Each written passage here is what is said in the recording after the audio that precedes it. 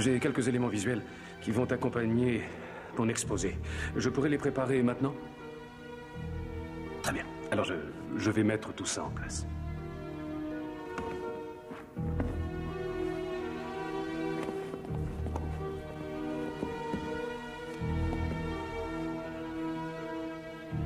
Où est ma cassette vidéo? Je l'avais. Ils ont dû me la prendre quand j'ai passé la sécurité, je le savais. Elle est chargée dans l'appareil, monsieur. Prête à être visionnée. La télécommande est à votre gauche. Ah. Vous dites qu'elle est prête à être visionnée? Oui, monsieur. C'est parfait.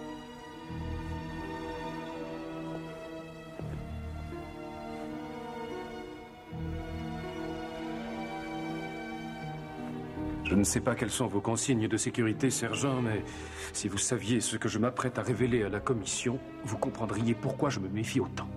Je ne dois pas savoir, monsieur.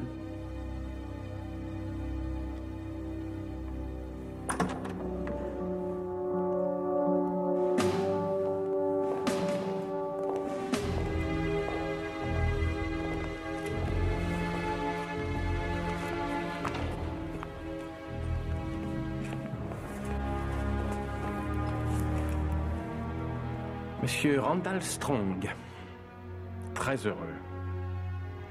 Vous nous pardonnerez de vous recevoir aussi tard, mais nous avons un emploi du temps chargé. Bien sûr, monsieur. Oui, monsieur. Merci, monsieur le président, merci.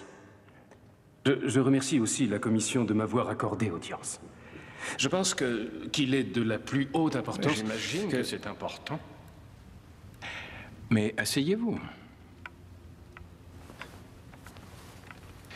Vous devez avoir des amis haut placés au ministère pour avoir obtenu une audience auprès d'une commission qui n'a aucune existence officielle.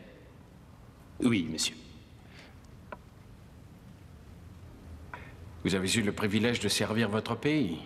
Au Vietnam, monsieur. 71 à 64. Dans les services secrets. 2 citations, dont le cœur de pourpre, si je ne me trompe pas.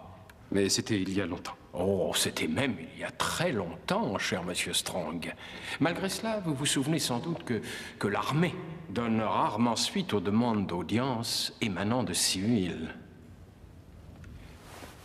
Avec tout le respect que je vous dois, j'avais espéré être reçu par le président en personne. Monsieur Strong, en la matière, nous sommes les oreilles du président.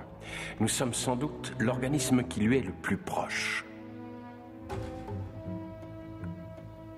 Alors, de quoi s'agit-il? Oui, alors voilà,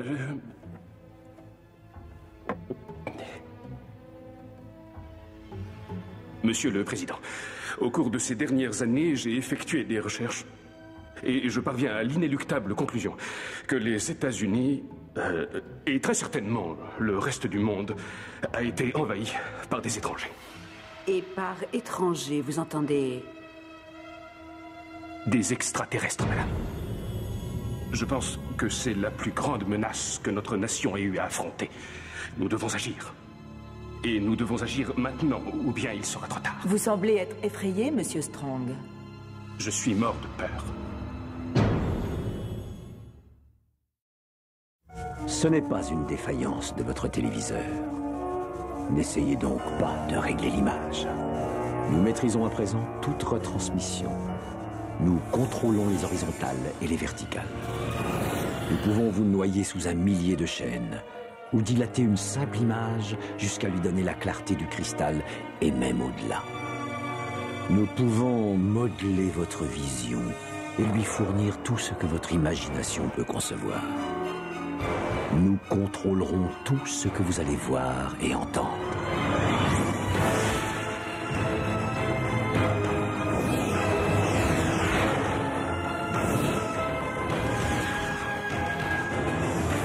Nous partagerons les angoisses et les mystères qui gisent dans les plus profonds abysses, au-delà du réel.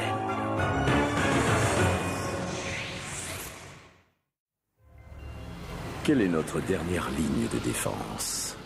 Est-ce l'armée avec toute sa puissance et sa logistique, ou bien est-ce le courage d'un homme seul?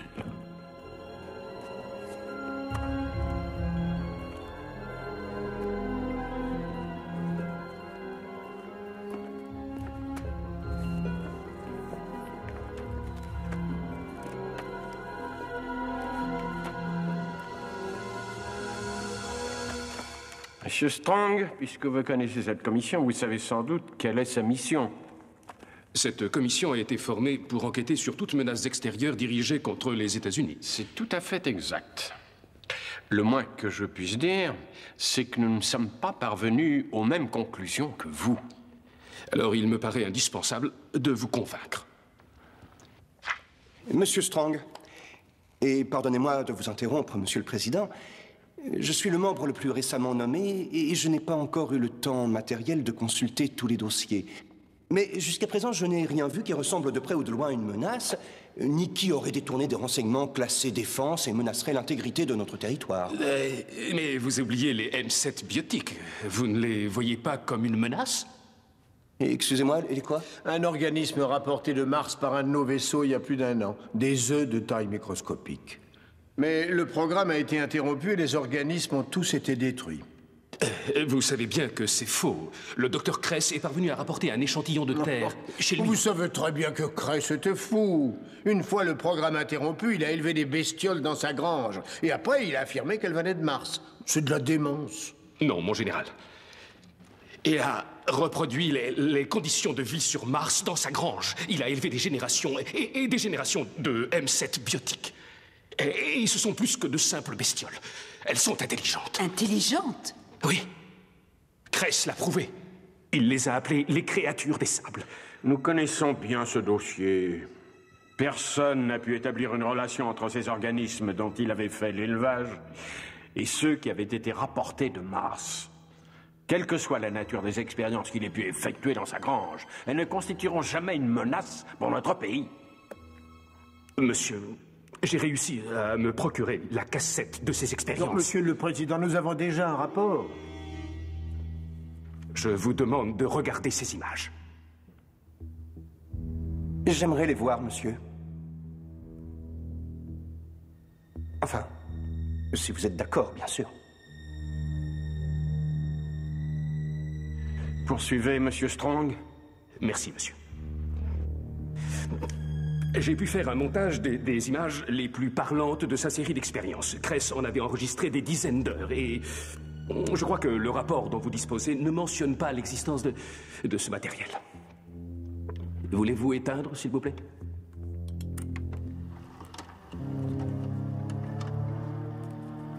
Les organismes refusent la nourriture depuis 36 heures. Le premier conflit est né il y a 40 minutes environ. 5 créatures blanches ont attaqué une rouge. Elle a été décapitée et offerte en sacrifice à la reine. La riposte ne s'est pas fait attendre et a été presque instantanée. La guerre s'est généralisée et les manœuvres militaires sont extrêmement sophistiquées. J'estime que les pertes dans les deux camps s'élèvent à 29%. Seuls les plus forts et les plus intelligents vont survivre. Rapport numéro 17. Les créatures démontrent une capacité à reproduire un modèle de construction. Cela pourrait indiquer une certaine organisation dans le travail, mais pas nécessairement une véritable capacité à raisonner.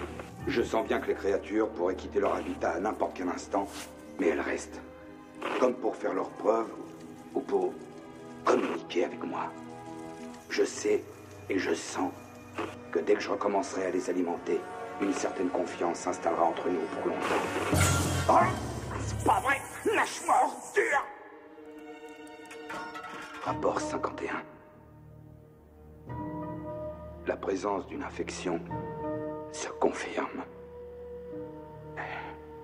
J'ai essayé de retarder la progression des micro-organismes par un traitement à base d'antibiotiques, mais leurs effets paraissent très limités.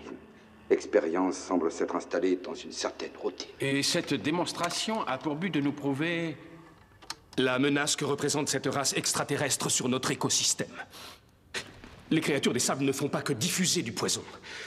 Elles sont aussi capables de manger 3 ou 4 fois leur poids en moins d'1 heure. Mais enfin, vous dites n'importe quoi. Il a perdu la tête et les a tués en mettant le feu à sa grange. Oui, mais elles n'ont pas toutes péri dans l'incendie. Non, j'ai d'ailleurs des rapports disant qu'à plus de 900 km du domicile du professeur, des têtes de bétail ont mystérieusement disparu, que des personnes ont été portées disparues, et que les châteaux de sable se sont mis à pousser en pleine forêt. Monsieur Strong, notre armée y est allée à ratisser tout le secteur. Aucune trace de créature n'a été relevée. Essayons de les éradiquer systématiquement. L'armée d'ingénieurs que vous avez déployée n'a pas respecté ces créatures comme elles le méritaient. Respecté? Alors là, il va un peu trop loin. Non, attendez, non. Écoutez ceci. Cress vivait sur la côte nord du Pacifique. Nous savons qu'il y a des milliers et des milliers d'hectares de forêt dans tout ce secteur, où les créatures des sables pourraient proliférer. Mais il y a aussi 2 chaînes de montagnes à moins de 100 km du domicile de Cress. Et le fait que leurs œufs aient été retrouvés intacts sur Mars est la preuve que les créatures des sables peuvent vivre dans un milieu rare en oxygène et dont la température est très basse, jusqu'à ce que... Que voulez-vous dire, Monsieur Strong? Que des insectes importés de Mars sont en train de créer des colonies sur cette planète sans qu'on en ait connaissance? Certains éléments sont là pour nous indiquer que c'est ce qui se produit. Mais ce que vous semblez ignorer, c'est le fait qu'elles sont assez intelligentes pour ne pas être découvertes. Elles se déplacent en petit nombre. La nuit, elles reproduisent un milieu de vie en sous-sol. Et maintenant qu'elles savent qu'elles sont vulnérables, elles resteront dans une relative obscurité, jusqu'à ce qu'elles soient plus nombreuses et qu'elles aient repris confiance. Monsieur Strong. Nous devons déployer nos forces et Monsieur arrêter... Strong. Oui, Monsieur le Président? Savez-vous que c'est la pleine lune ce soir? Non, monsieur. J'ai vu à de nombreuses reprises des personnes dire et faire des choses étranges des soirs de pleine lune. Des choses très étranges. Il paraît que statistiquement, ça n'a jamais été prouvé. Mais après l'exposé que vous avez fait, je ne peux pas m'empêcher d'y penser. Je ne vous suis plus. Moi non plus, cher monsieur.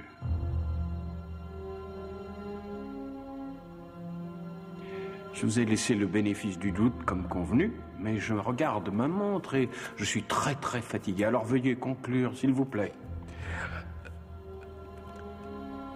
Il y a des menaces plus sérieuses. J'en ai la preuve. Vous pouvez nous les faire parvenir par le canal normal. Vous devez me laisser terminer. Vous ne ferez pas perdre une minute de plus à cette commission et à ses membres.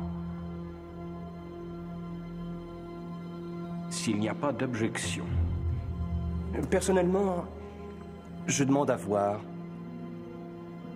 Vous êtes sûr? Oui. Je ne suis pas convaincu par le premier volet de cet exposé, mais je voudrais entendre ce que M. Strong a encore à nous dire. C'est bien votre première audience en tant que membre de cette commission. C'est exact, monsieur. Alors je ne gâcherai pas votre enthousiasme.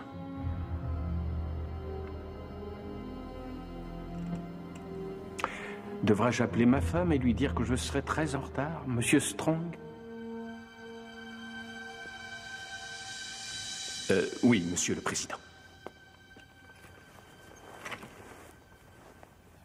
Vous devriez l'appeler.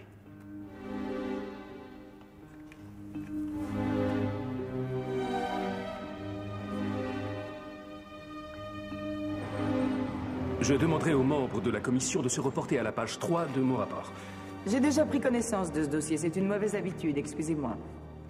Alors, selon vous, la destruction du dernier vaisseau parti pour Mars n'était pas un accident? C'est cela, madame. Monsieur Strong, la mort de ces 3 astronautes a été vécue comme un véritable drame. Enquête et contre-enquête ont été menées suite à cet accident tragique. Ce n'était pas un accident. Le vaisseau a été détruit par un des astronautes. Monsieur Strong, laissez-moi vous dire une bonne chose. Ces hommes, je les connaissais bien. Vous disiez que je devais avoir des amis bien placés au ministère. Vous aviez raison. Il semble qu'un enregistreur ait été retrouvé tout près de l'endroit où la capsule aurait dû atterrir à son retour. C'est exact, mais l'appareil ayant subi de gros dommages, il n'y avait que des bruits de fond sur la bande. Non, monsieur. Vous n'êtes pas sans savoir qu'une de vos équipes a entrepris de restaurer l'enregistrement. Il se trouve que j'ai en ma possession une partie de cet enregistrement. Comment avez-vous fait pour vous procurer ça? Ce n'est pas le propos, monsieur.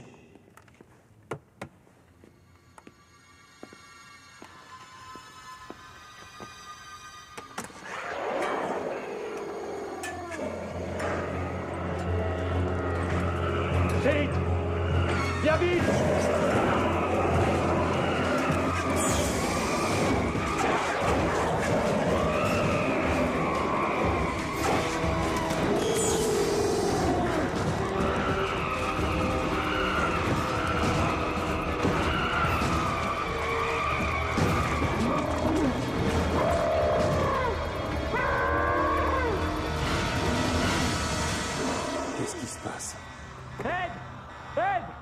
qu'as-tu fait? Ce n'est pas Wells. Vite! Il est cinglé! Fais-moi sortir de là! Ed, tu ne vas pas appuyer. Empêche-le! Il est fou, je te dis! Tu as pris un coup sur la tête, tu as des hallucinations. Je dis que ce n'est pas Wells. Non! Fais pas ça, ouvre-moi! Vite! Ce n'est pas Wells. Non! Ah!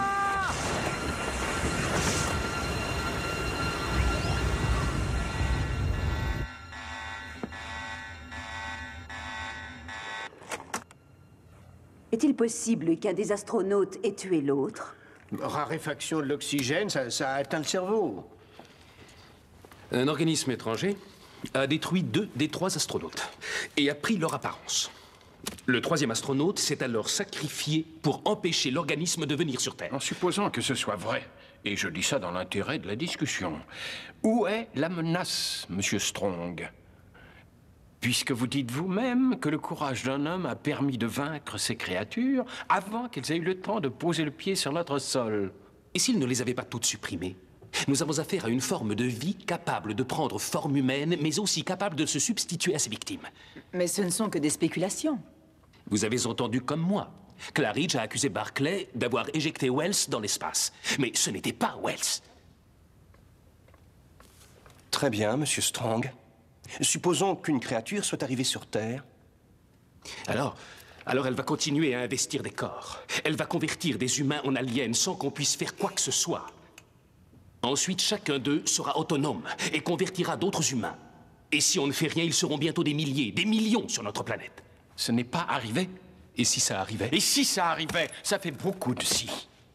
Et si le monde explosait et s'éparpillait dans l'espace, ou bien si le sol s'ouvrait et avalait tout le monde? Cette commission n'est intéressée que par les faits. Comme moi, monsieur. Le ciel n'est pas en train de s'écrouler, Monsieur Strong. Monsieur le Président, avec tout le respect que je vous dois, regardez-le bien, le ciel.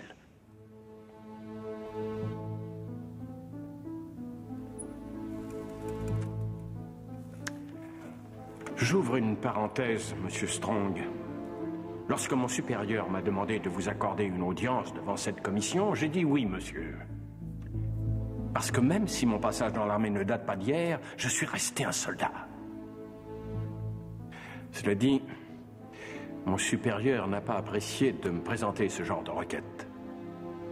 Pas parce qu'il est au-dessus de tout ça, ou parce qu'il pense que ce n'est pas important, mais parce qu'il préfère suivre la voie normale. Alors que vous avez réussi à vous introduire dans cette pièce en demandant une faveur. Si j'avais envie de parier, je dirais que vous avez abattu toutes vos cartes. Vous gagneriez votre pari. Moi aussi, j'ai obtenu une faveur. J'ai réussi à me procurer votre dossier militaire. Rien ne vous en empêchait. Vous avez quitté l'armée, où on a favorisé votre départ, parce que vous avez souffert d'un grave syndrome post-traumatique dû au stress. Mon hélicoptère est tombé en territoire ennemi alors que je rentrais d'une mission. Il m'a fallu presque 1 mois pour m'en sortir. Tout seul? Oui, monsieur. Vous m'impressionnez. À votre retour, vous étiez tellement traumatisé que vous pensiez que l'ennemi était partout autour de vous, que vous n'aviez aucun endroit où vous cacher. Même chez vous. C'est vrai, c'est ce que je croyais.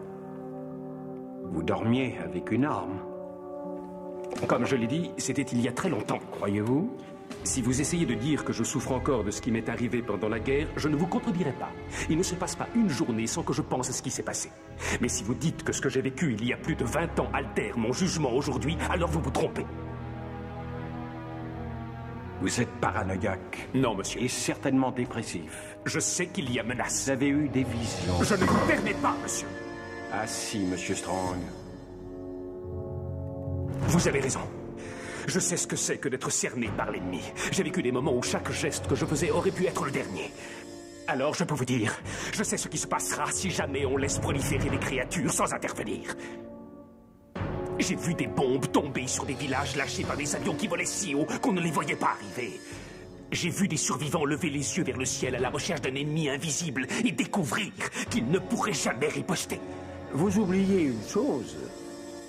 Ces malheureux villageois que vous aviez en face de vous il y a plus de 20 ans, eh bien, ils ont remporté la victoire.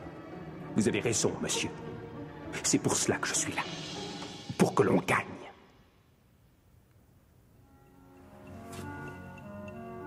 Puis-je continuer? S'il le faut vraiment, Monsieur Strong.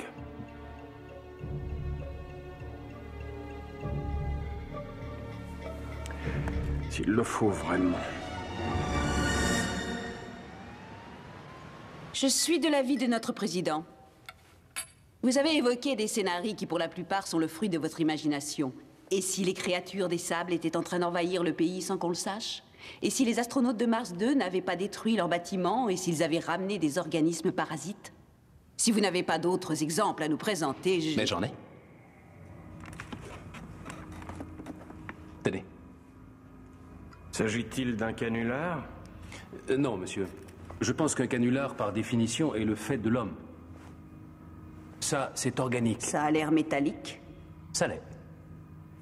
Mais vous venez de dire que c'était... Cet objet a été découvert planté dans le sol d'une maison du Midwest. Il a été examiné par des experts en métaux, par des biologistes, et ils sont tous d'accord sur un point. Il a été conçu dans un but bien précis. Il est brûlé.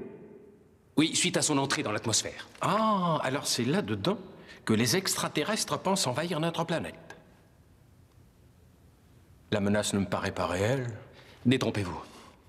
L'objet que vous avez dans la main renferme un parasite qui se fait absorber par le corps de la personne qui découvre l'objet.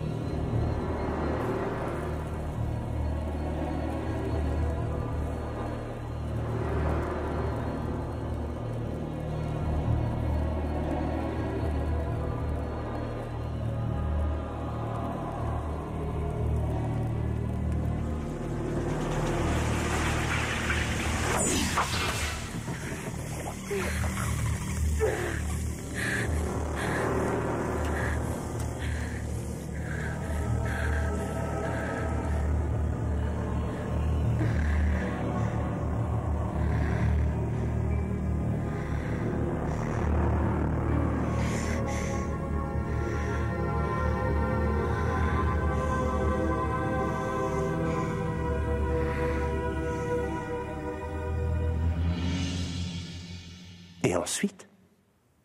Ensuite, le parasite prend le contrôle de ce corps. Et c'est là qu'il commence à chercher une source d'énergie. Et de quel genre d'énergie voulez-vous parler, Monsieur Strong? Nucléaire, chimique? Sexuelle.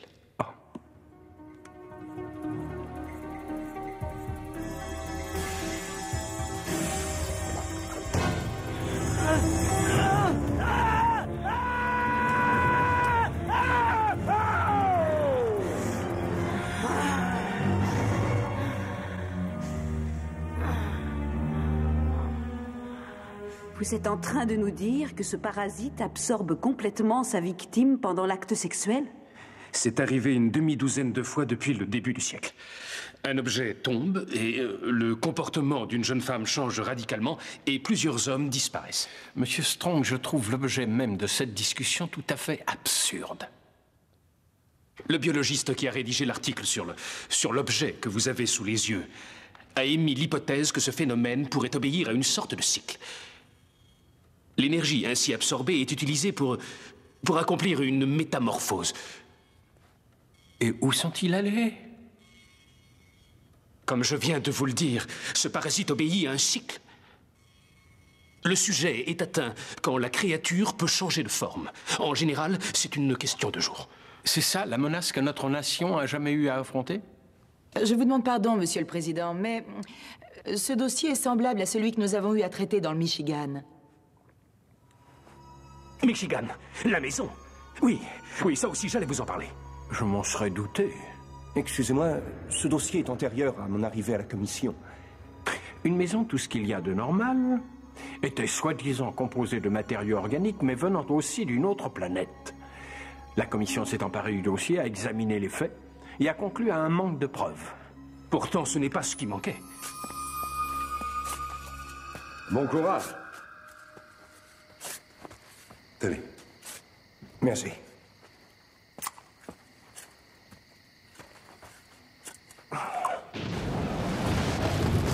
Qu'est-ce qui passe là-haut? Warren! Mike!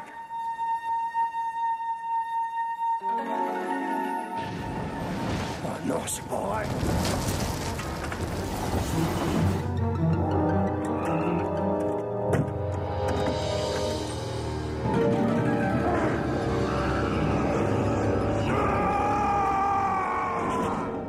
Monsieur Strong, j'avais proposé à mes supérieurs que ce dossier soit classé menace numéro 1.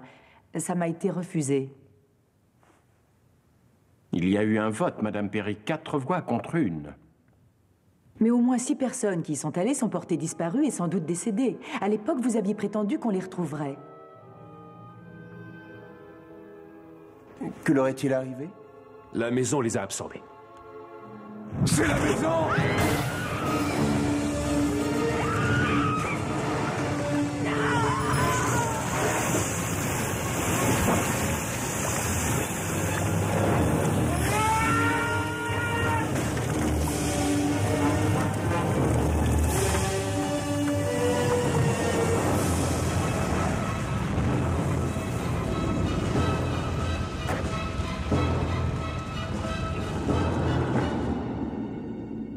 Monsieur Strong, la commission a largement débattu de cette question. Vous en avez peut-être débattu, mais eux ne l'ont pas fait. Écoutez, vous ne pouvez pas accuser les extraterrestres d'être les auteurs des phénomènes qui vous échappent. Une fille tue son amant. On voit ça presque tous les jours, même si c'est terrible. Personne ne la croit capable de commettre un meurtre. Et il n'y a pas de cadavre. Alors vous autres obsédés des soucoupes volantes, vous en concluez que des extraterrestres se sont servis d'elles pour absorber la race humaine. Je n'ai jamais dit ça, monsieur. Et la maison? Des personnes disparaissent, et comme par enchantement, c'est elle qui les a mangées. Je me demande si on a pris la peine de vérifier si cette maison n'avait pas une entrée de service. Non, tout ceci... Je demande une courte suspension. Je dois mettre des gouttes dans mes yeux. Mais quand je reviendrai, ce sera pour clore cette audience.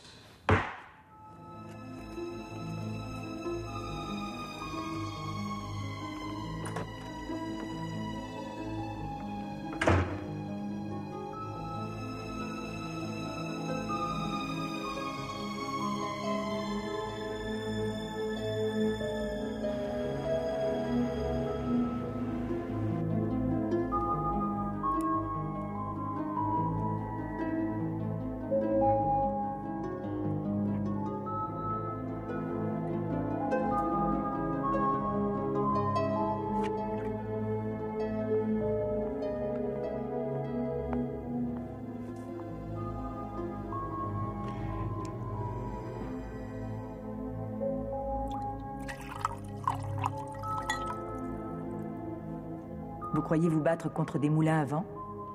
Qu'est-ce que vous dites? Non, je faisais une analogie. Vous parliez du combat que je mène? Honnêtement, croyez-vous que je perds mon temps?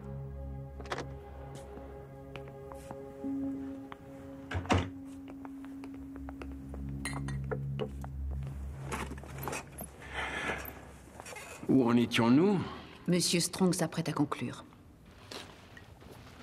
Je suis navré, mais j'ai encore beaucoup de pièces à vous montrer. À quel propos, Monsieur Strong? Comment ça, à quel propos? Ce que les membres de la commission soulignent, c'est le fait qu'en tant que groupe, nous percevons les choses différemment. Ce n'est pas une question de perception. Si on vous montrait un homme avec des yeux derrière la tête, des ouïes et une membrane empoisonnée lui recouvrant le corps, diriez-vous que c'est un extraterrestre? C'est possible. Vous auriez tort.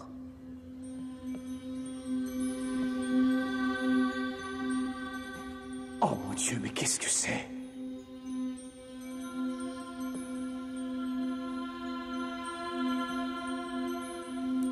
Ah, bon sang! Est-ce qu'il y a d'autres transformations? Je sais pas encore. J'ai toujours aussi mal derrière la tête. Ça m'a empêché de dormir. Je vais regarder. Alors?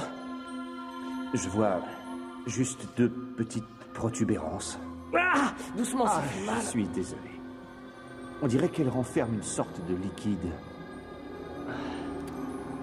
Ah, qu'est-ce qu'il y a? Ça a bougé. Ah! Qu'est-ce qu'il y a? Oh mon Dieu! Ce sont des yeux.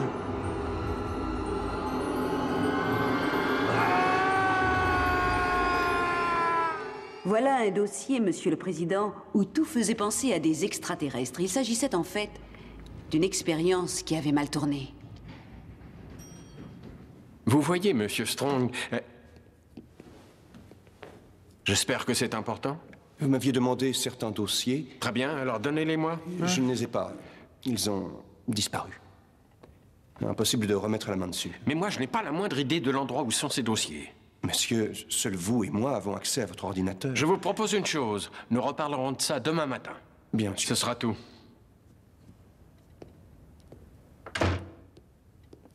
J'espérais pouvoir vous faire part des résultats des enquêtes que nous avons menées sur les faits que vous nous avez exposés. Apparemment, notre bureaucratie a encore fait des siennes. Vous devez donc me croire sur parole lorsque je vous dis que nos meilleurs enquêteurs ont travaillé sur toutes ces affaires. Et d'après leur rapport, tous ces événements ont une explication rationnelle. Je sais que parfois il s'agit de canulars.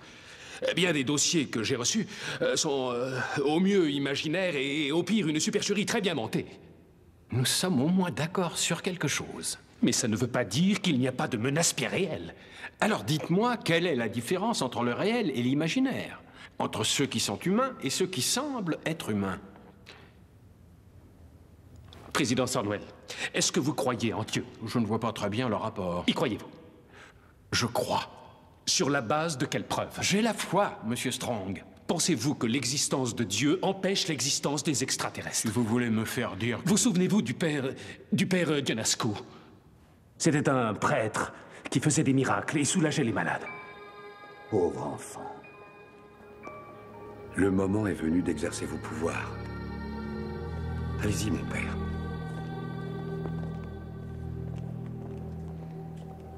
Redonnez vie à cet enfant.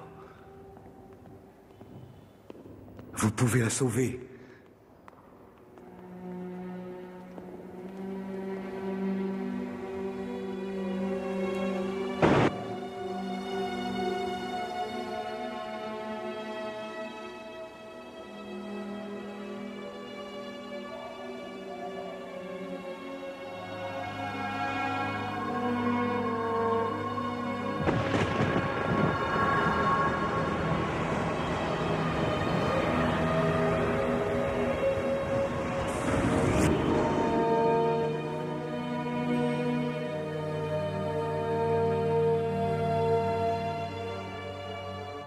À ce jour, personne ne peut expliquer comment il a réussi.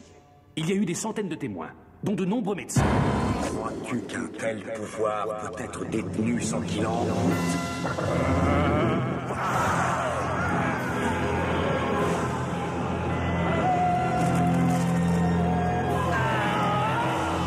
Mais ce pouvoir ne lui avait été offert ni par Dieu, ni par le démon.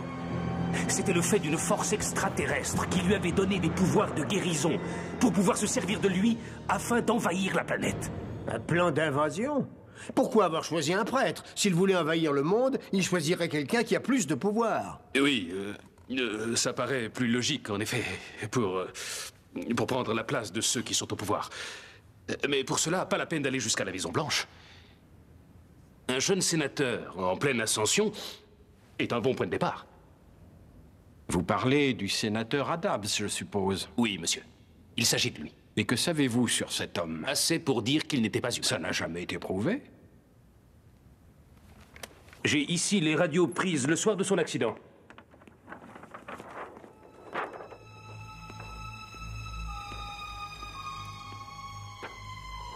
C'est difficilement concevable. Ces radios étaient exactes. Je ne suis pas fou, alors. Non. Mais vous êtes différent. Très différent. Mon Dieu. Mais qu'est-ce que c'est? Qu'est-ce que j'ai? Qu'est-ce qui ne va pas? Je ne sais pas encore. Qu'avez-vous appris d'autre? Que des extraterrestres contrôlaient le groupe Centrax. Que le sénateur Adams était l'auteur d'un projet qui leur aurait permis d'empoisonner l'atmosphère et les humains. Qu'un mélange a été mis au point, un mélange à base de méthane qu'ils prennent pour supporter l'atmosphère terrestre. Je sais même comment ils font pour prendre notre apparence. Dites-moi ce qu'il y a là-dedans. Qu'est-ce que c'est? Vous ne le reconnaissez pas? Ça, c'est votre remplaçant.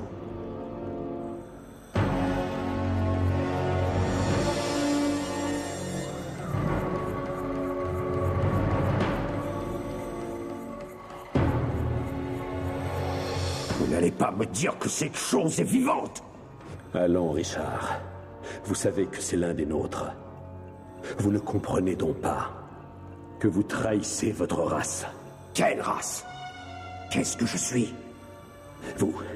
Vous avez été transformé dans un réservoir comme celui-là. Tout comme moi. Comme tous ceux qui sont venus conquérir cette planète. Je comprends votre inquiétude, Monsieur Strong. Inutile de vous dire que le gouvernement est aux aguets et qu'il surveille de près tout ce qui ressemble à une activité terroriste. Bien que nous soyons en désaccord sur l'origine des responsables. Mais vous admettez qu'il se passe quelque chose. Comme je l'ai dit, nous sommes aux aguets. C'est tout ce que j'ai, Monsieur le Président. Je n'ai plus qu'une chose à dire. C'est maintenant. Ou jamais. Veuillez aller attendre dehors, nous vous appellerons quand nous aurons pris notre décision.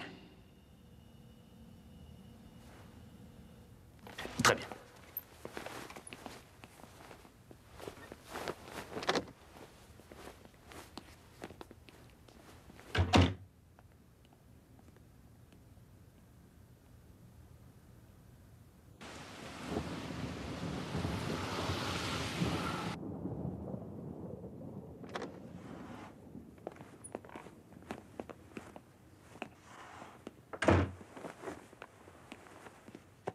Mais asseyez-vous, Monsieur Strong, la nuit a été longue. Je préfère rester debout.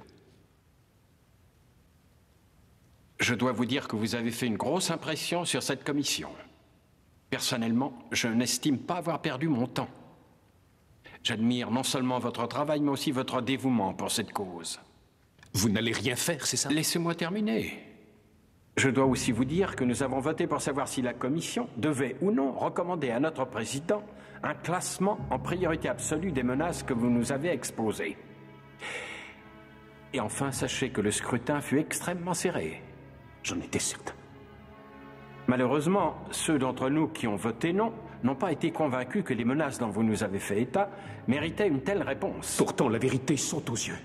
Mais vous fermez les yeux. Il a été aussi rappelé que vous êtes, par la nature même de votre expérience, prédisposé à une peur insurmontable. Ça se passe en ce moment, au sein de votre gouvernement, et vous n'allez rien faire. Je tiens aussi à vous dire que la commission apprécie le travail que vous avez effectué. L'audience est levée. Au revoir. Non. S'il vous plaît, monsieur. Vous n'allez quand même pas le laisser faire cela. Les gouttes dans les yeux. Il met des gouttes dans ses yeux.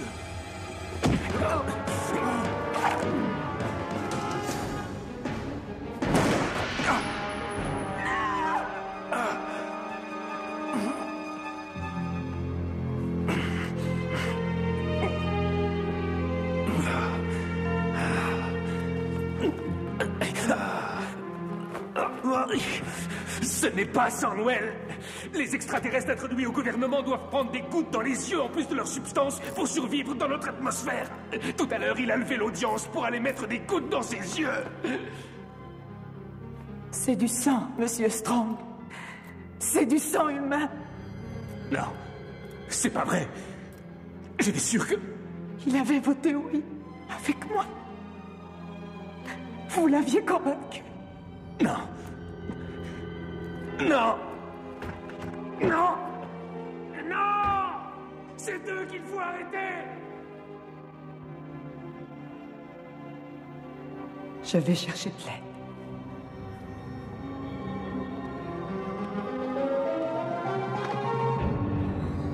Je viens avec vous.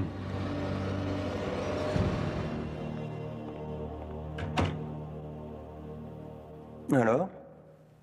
Le choix logique pour notre nouveau président est... Callahan. Excellent. Vous savez, Strong avait raison pour les créatures des sables. Elles pourraient être un problème dans 20 ou 30 ans. Peuvent-ils vivre dans une atmosphère de méthane? Je ne sais pas. Mais, comme on dit, tout est possible.